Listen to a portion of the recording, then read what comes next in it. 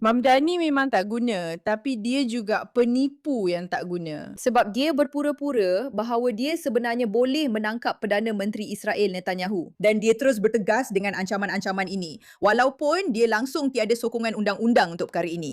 Dan sekarang Presiden Trump telah tampil berkata, itu tak akan berlaku. Netanyahu akan benar-benar selamat di bawah pelindungan saya. Tetapi Mamdani tidak fikir bahawa dia hanyalah seorang datuk bandar sebuah bandar dan tugasnya sebenarnya adalah untuk menangani entahlah kebakaran dan perkara-perkara yang sedang berlaku. Kerana pada masa ini di New York, mereka sedang berdepan dengan macam-macam perkara gila sekarang. Tidak, dia fikir bahawa dialah orang yang patut berunding dengan Iran, menangkap Perdana Menteri, membuat dakwaan berani yang dia sendiri tidak boleh lakukan apa-apa mengenainya. Maksud saya betul-betul lihat apa yang sedang berlaku di New York sekarang. Tidak jelas apa cerita di sebalik kebakaran ini, tetapi maksudnya tetap sama. Mamdani tidak menjalankan tugas asasnya kerana dia seorang Islamis yang cuba mengawal Amerika. Dia bukan seorang datuk bandar yang benar-benar mengambil berat tentang bandaraya New York. Tidak pernah dan tidak akan pernah. Tetapi cerita hari ini bukan tentang bandaraya New York. Ia sebenarnya tentang dia cuba mengugut Perdana Menteri Israel. Maksud saya, betapa bodohnya seseorang itu. Saya tahu dia seorang Islamis. Saya tahu itu bermakna dia telah kehilangan sel otak. Saya tahu semua itu, tetapi masih sampai ke tahap di mana dia benar-benar fikir dia boleh menentang Trump. Dan bila saya kata ugut, maksud saya memang betul-betul dia mengugut dia. Lihat yang ini, lihat video ini.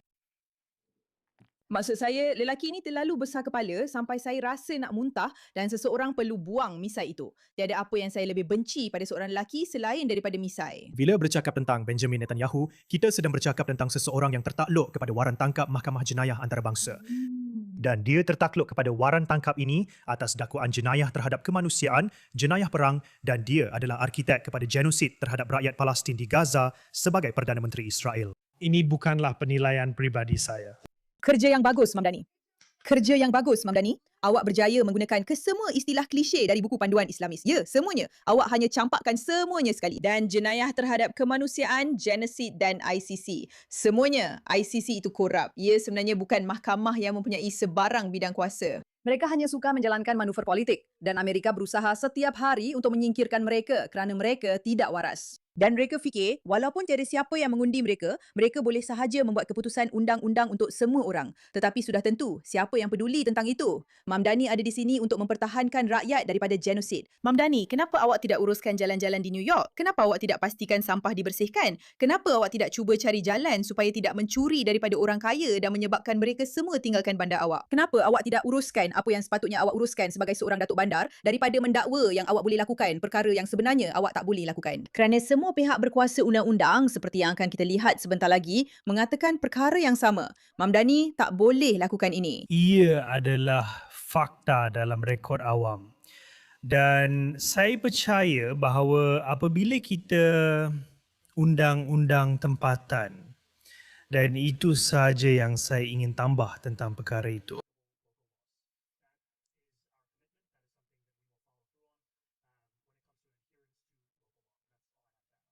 Terima kasih dan sekarang kita akan beralih kepada Heather dari News 12. Dan adakah anda sedang mempertimbangkan untuk menangkap sesiapa lagi dalam senarai mereka yang telah melakukan jenayah perang antarabangsa?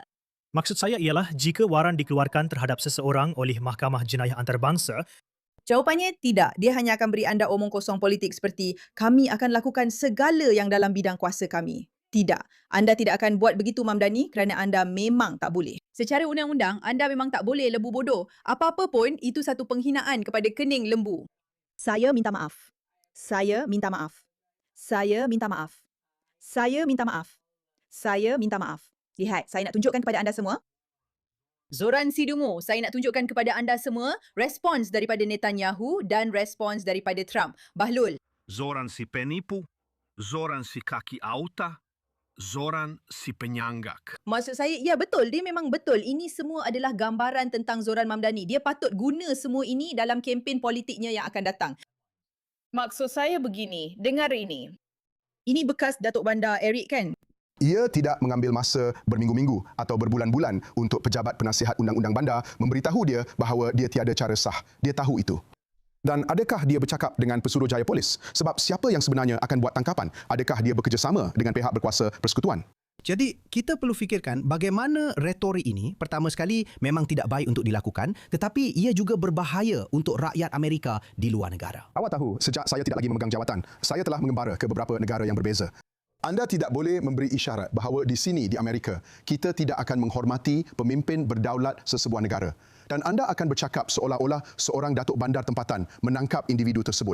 Maksud saya, tapi itulah yang sebenarnya dilakukan oleh Zoran Mamdani. Dia melangkaui bidang kuasanya, dia membuat dakwaan berani seperti itu supaya dia boleh mendapat publicity daripada orang-orang bodoh yang benar-benar mempercayainya dan tidak berusaha untuk maju ke hadapan. Dia sebenarnya tidak akan dapat menangkapnya kerana seperti yang telah Trump nyatakan dengan sangat jelas. Maksud saya, mari kita baca ciapan itu. Benjamin Netanyahu akan... Saya akan baca sekali lagi tanpa menjerit ke mikrofon kerana anda pasti akan menegur saya di ruangan komen. Benjamin Netanyahu tidak akan ditangkap dalam apa jua keadaan sekalipun semasa berada di Amerika Syarikat. Saya rasa itu sangat jelas. Dia sedang berjuang menentang Republik Islam Iran yang baru-baru ini membunuh 52,000 penunjuk perasaan yang tidak bersalah dan telah menghabiskan 47 tahun terakhir membunuh askar Amerika dan yang lain. Satu-satunya yang patut ditangkap ialah mereka yang telah membawa Iran ke dalam kancah kematian dan kemusnahan yang tidak pernah berlaku sebelum ini. Sesuatu yang sepatutnya telah ditangani bertahun-tahun dahulu oleh presiden-presiden sebelum ini, Presiden Donald Jerry Trump. Maksud saya rasa ini adalah kenyataan yang cukup jelas tentang pihak mana Donald Trump sokong. Adakah dia menyebelahi Netanyahu atau dia menyebelahi Mamdani? Adakah dia akan menyokong orang-orang yang berjuang demi kebaikan atau dia akan menyokong golongan Islamis yang cuba memusnahkan negara anda dengan sosialisme? Maksud saya rasa Trump tahu bagaimana untuk memilih dengan baik dan dia telah membuat pilihan yang baik di sini. Mari kita dengar apa yang Netanyahu katakan. Yang secara terbuka menyeru untuk membunuh setiap. Tapi kamu tahu siapa yang dia sokong? Hamas yang secara terbuka menyeru untuk membunuh setiap Yahudi di muka bumi yang melakukan pembunuhan kejam itu, pembunuhan paling ramai terhadap Yahudi sejak Holocaust. Dia pada dasarnya membela Iran, rejim pembianas terbesar di dunia, yang secara terbuka menyeru pembunuhan Presiden Trump dan pegawai kanan lain dan sebagainya. Jadi dia bersama dengan pelaku keganasan. Dan saya rasa masalahnya ialah kamu tahu, dia tidak mengakui atau dia tidak peduli bahawa mereka yang membenci Yahudi dan Israel akhirnya membenci Amerika. Dan sebenarnya, saya rasa secara diam-diam dia membenci Amerika. Maksud saya, ya, dia betul. Zoran Mamdani memang membenci Amerika, tapi ia bukanlah satu rahsia. Saya rasa ia agak jelas seperti betapa dia membenci apa yang Amerika perjuangkan. Sekarang lihat, ini, maksud saya, selain daripada fakta bahawa ini sangat lucu, terdapat begitu ramai pengulas politik bercakap tentang perkara ini. Kita akan tonton itu sebentar lagi. Tapi pertama sekali, mari kita baca apa yang telah dikatakan oleh lelaki ini. Bila saya kata lelaki ini, maksud saya pejabat Perdana Menteri. ICC adalah mahkamah kangaru yang tiada bidang kuasa ke atas rakyat Amerika atau Israel. Waran tangkap palsu terhadap Perdana Menteri Netanyahu telah dikeluarkan oleh bekas pendakwa ICC yang tercemar, Karim Khan, beberapa hari sebelum dakwaan salah laku seksual terhadapnya menjadi umum. Ini adalah cubaan jelas oleh Han untuk mengalihkan perhatian orang ramai dan mencari perlindungan daripada penelitian. Sebenarnya, semua ini benar. Lelaki ini, Karim Khan, yang mencetuskan semua perkara ini dan meneruskannya walaupun dia tidak sepatutnya berbuat demikian kerana dia mahu orang ramai lebih banyak bercakap tentang perkara ini daripada bercakap tentang hakikat bahawa ketua mahkamah jenayah. Betul? Lelaki yang kononnya tahu banyak tentang penjenayah itu sebenarnya adalah penjenayah seksual. Memang mengejutkan. Sudah tentu ia masih dakwaan sehingga disahkan. Tetapi adakah anda terkejut? Tidak, anda tidak terkejut. Inilah sebabnya anda tidak mahu ICC mempunyai kuasa untuk menentukan siapa yang mereka fikir patut dipenjarakan atau tidak. Walau bagaimanapun di bawah kepimpinan Perdana Menteri Netanyahu, Israel telah mengambil langkah-langkah perang yang tidak pernah berlaku sebelum ini untuk meminimumkan kemudaratan kepada orang awam sambil berdepan dengan Hamas, sebuah organisasi pengganas yang melakukan pembunuhan beramai-ramai dan menggunakan rakyat Palestin sebagai perisai manusia serta sengaja menyasarkan orang awam Israel yang tidak bersalah. Daripada menyokong tingkah laku jenayah Encik Han, Encik Mamdani sepatutnya memberi tumpuan untuk membetulkan kerosakan yang berlaku. Dasar-dasarnya sudah tentu di New York. Seperti Karim Khan, Mamdani nampaknya berminat untuk mengalihkan perhatian orang ramai daripada kesilapannya dan menyerang pemimpin negara Yahudi serta satu-satunya demokrasi di Timur Tengah. Boleh saya katakan bahawa saya rasa pejabat Perdana Menteri boleh lakukan lebih baik daripada ini. Mereka tidak perlu memberi respon kepada si sampah Mamdani.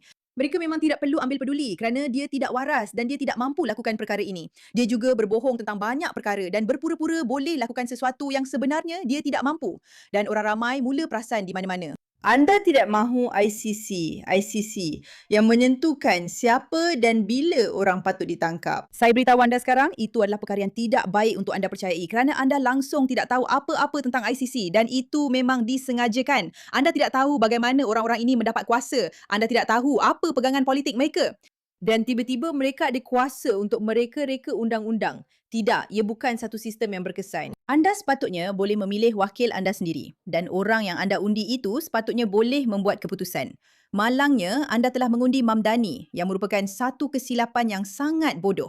Tetapi berita baiknya ialah anda juga telah mengundi Trump yang boleh sedikit sebanyak membatalkan isu-isu Mamdani. Apapun, saya ada banyak perkara untuk dikatakan tentang ini kalau anda belum perasan. Tetapi begitu juga dengan banyak ulasan berita.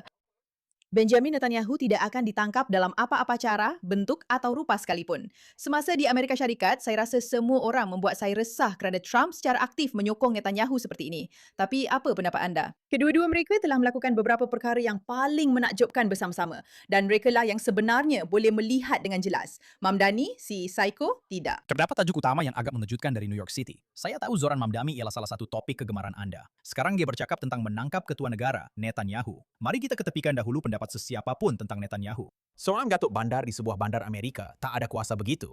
Dan bandar itu pula merupakan pusat diplomatik dunia dengan keistimewaan diplomatik. Anda tidak boleh sesuka hati memilih pemimpin dunia mana yang Anda mahu. Anda hanyalah seorang datuk bandar sebuah bandar. Tetapi kemudian dia juga bertemu dengan pihak Iran. Itu terpaksa dihentikan minggu depan, yang agak mengejutkan saya, memandangkan mereka telah membunuh beberapa rakyat Amerika hujung minggu ini. Apa pendapat Anda tentang semua ini berkenaan Zoran Mamdani?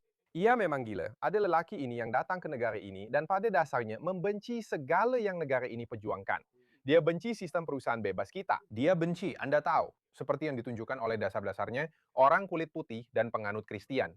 Anda ada seseorang yang, maksud saya, siapa Anda untuk pergi dan bercakap dengan rejim Iran? Seseorang yang kita sedang berkonflik dengannya. Anda seorang datuk bandar, sebuah bandar di Amerika Syarikat. Dengan segala hormat kepada wakil Brandon Gill, saya rasa ini adalah pandangan yang salah tentang perkara ini. Anda tahu kenapa? Kerana sebenarnya ini memberi kebaikan kepada kita. Baiklah. Ia sebenarnya melakukan kerja untuk kita. Mamdani sendiri sedang menampakkan belangnya. Dia membuat dakwaan yang tidak masuk akal dan gila. Dan apa yang kita boleh buat hanyalah duduk dan ketawa dan berkata, okey. Kita tak perlu ambil perkara ini secara serius. Lelaki itu akan berunding dengan Iran. Anda betul-betul serius? Seorang datuk bandar. Ia agak menghiburkan. Saya tidak mengambil perkara ini terlalu serius. Saya terhibur dengan perkara ini kerana ia sangat tidak masuk akal dan melucukan. Ia hanya membuktikan apa yang kita katakan. Siapa awak fikir awak ini? Mengatakan yang awak akan cari jalan untuk menangkap ketua negara asing. Sekali lagi, apa-apa sajalah. Awak ingat awak siapa? Cuba menangkap negara asing. Patutkah kita buat lagu tentang Mamdani? Kita patut minta AI buatkan lagu tentang Mamdani. Siapa awak fikir awak ini? Awak tahu tak? Awak fikir tentang mereka. Itu bukan peranan awak. Peranan awak adalah untuk mentadbir sebuah bandar dan melakukannya dengan cara yang membolehkan bandar itu menjadi selamat, tempat yang baik untuk didiami, yang mana tiada satu pun. Sebenarnya tidak. Peranan Mamdani adalah untuk membawa Islamisasi ke Amerika. Itulah peranan sebenar beliau. Dan beliau akan melakukan apa sahaja untuk memastikan perkara itu berlaku. Termasuk mengatakan semua perkara yang dibangkitkan adalah pembohongan mutlak dan mengemukakan perkara palsu yang kononnya akan dilaksanakan hanya untuk meraih sokongan orang ramai daripada orang bodoh yang akan terus mengundinya. Dan itulah sebenarnya tujuan Mamdani. Dia langsung tidak peduli tentang bandaraya New York. Kita semua tahu itu adalah benar. Bye. Terima kasih atas perhatian anda terhadap perkara ini.